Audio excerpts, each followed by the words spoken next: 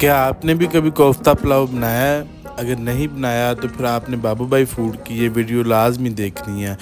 ये माशाल्लाह बनाने में बड़ा ही आसान, खाने में बड़ा ही मज़ेदार और यूनिक सी रेसिपी है। ऐसी रेसिपी आपको कभी नहीं मिलेगी इंशाल्लाह।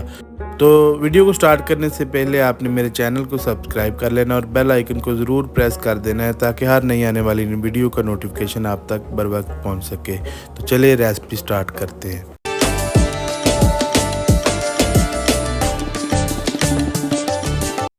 बिस्मिल्लाहिर्रहमानिर्रहीम। तो सबसे पहले मैंने इसमें 1 कप घी ऐड करना है। 1 किलो मेरे पास चावल है, उसके लिए 1 कप काफ़ी है।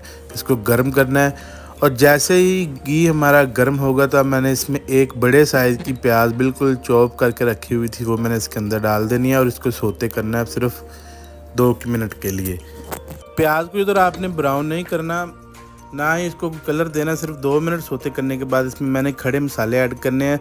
2 से 3 मेरे पास स्टार बादियान के फूल हैं, 2 बड़ी इलायची मैंने डाल दी इसके अंदर और इसके बाद 2-3 छोटे छोटे टुकड़े दालचीनी के हैं। ये 4-5 लौंग आ गए साबुत। उसके बाद 8-10 दाने मैंने काली मिर्च के ऐड कर दिए और उसके बाद ये 2-3 मेरे पास छोटी इलायची आ गई, वो भी मैंने इसके अंदर ऐड कर दी है। तो ऐड करने के बाद इसको आपने अच्छी तरह से मिक्स कर देना और एक बार इसको भी 2 मिनट के लिए पकाना है आपने। 2 मिनट पकाने के बाद इसमें मैंने ज़ीरा डालना है, 1 टेबल स्पून ज़ीरा। मैंने उसी टाइम इसलिए नहीं डाला क्योंकि ज़ीरा ज़्यादा देर पक जाए तो ब्लैक हो जाता है और मैंने इसको ब्लैक नहीं करना। तो 5 मिनट इसको सोते करने के बाद मैंने इसके अंदर डालना है जी 1 टेबल स्पून चॉप किया हुआ गार्लिक ऐड करना है। ये तकरीबन 5 से 6 जवे मेरे पास लहसुन के थे, उनको चॉप कर लिए थे और 1 टेबल स्पून मैंने इसके अंदर अदरक चॉप किया हुआ डालना है। ये देख लें 1 टेबल स्पून ही बनता है।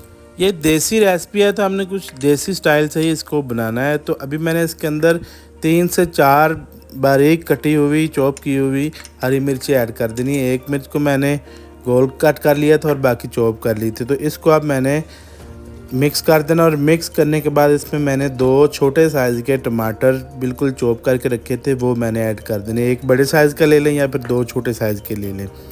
अभी मैंने इसकी फ्लेम बंद कर दी है क्योंकि कैमरा गर्म हो जाता है। तो अभी मैंने इसके अंदर नमक ऐड करना है 1.5 टेबल स्पून यानी कि 1.5 टेबल स्पून दानेदार नमक मैं यूज़ कर रहा हूँ इधर। आप चाहे तो दूसरा भी इस्तेमाल करें लेकिन अपने हिसाब से टेस्ट के हिसाब से डालना है। तो 1/2 टेबल स्पून मैंने धनिया पाउडर ऐड कर देना है। अब इसके अंदर मैंने 1 टेबल स्पून लाल मिर्च पाउडर ऐड कर दिया है। लाल मिर्च पाउडर ऐड करने के बाद इसमें मैंने हल्दी डालनी है 1/2 टेबल स्पून से भी हाफ यानी कि 1/2 टी स्पून लगा लें आप, वो इसके अंदर ऐड कर देनी है। अब इसको एक बड़ा ही खूबसूरत सा फ्लेवर देने के लिए 1/2 टेबल स्पून इसके अंदर मैंने चिकन पाउडर ऐड कर देना और चिकन पाउडर ऐड करने के बाद इसमें मैंने थोड़ा सा पानी ऐड करना है ताकि मसाले हमारे नीचे ना लगें और इसकी बुनाई अच्छी तरीके से हो जाए। अब आपने इसको भूनना है जितनी देर आप इसका पानी बिल्कुल खुश्क कर देना, टमाटरों में से निकलना है, प्याज में से भी निकलना है। तो जितनी देर तक इसका पानी खुश्क ना हो जाए आपने इसको भूनते रहना। ये देखें माशाल्लाह कोई 5 मिनट बाद ये देख लें कैसी कंडीशन प्यारी आ चुकी है। तो अभी मैंने इसके अंदर 1 लेमन स्लाइस करके रखा हुआ था, वो ऐड कर देना है। ये देख लें 5-6 लेमन टायर चले गए इसके अंदर। तो अब मैंने इसके अंदर 1 किलो चावल थे तो 1200 ग्राम मैंने इसके अंदर पानी ऐड करना है, यानी कि थोड़ा सा उसके ऊपर मैंने पानी ऐड कर देना है। पानी को आपने एक दफ़ा हल्के हाथों से हिला देना है और इसको अब मैंने उबलने तक का वेट करना है।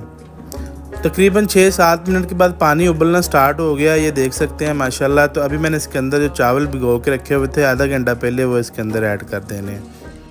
अच्छा, इस रेसिपी को आप ऑयल में भी बना सकते हैं लेकिन मैंने घी इसलिए डाला है क्योंकि किसी भी खाने को अगर आपने देसी टच देना हो तो या देसी रेसिपी हो तो फिर घी सबसे बेहतरीन ऑप्शन होती है और सबसे पहली ऑप्शन भी घी ही होती है क्योंकि उससे एक ऐसी खुशबू आती है जो ऑयल में से नहीं आती।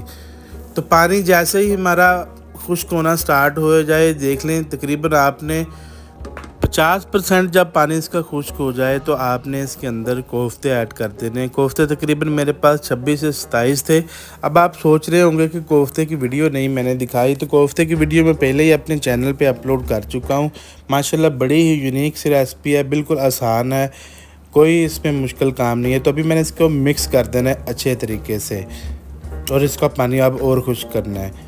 कोफ्ते की ये वीडियो मैंने पहले ही अपने चैनल पे अपलोड की हुई है, मैं इसका लिंक डिस्क्रिप्शन बॉक्स में डाल दूंगा। तो इसको मैंने बगैर चर्बी के और बगैर किसी आटे के तैयार किया था, बिल्कुल यूनिक सी रेसिपी है। तो ये देख सकते हैं, आपने ये चैनल पे जाके ज़रूर विज़िट करनी है। अच्छा जी, पानी जैसे ही इसका खुश्क हो जाए तो आपने इसको दम लगाना है तकरीबन आधा घंटा के लिए, बिल्कुल लो फ्लेम पे।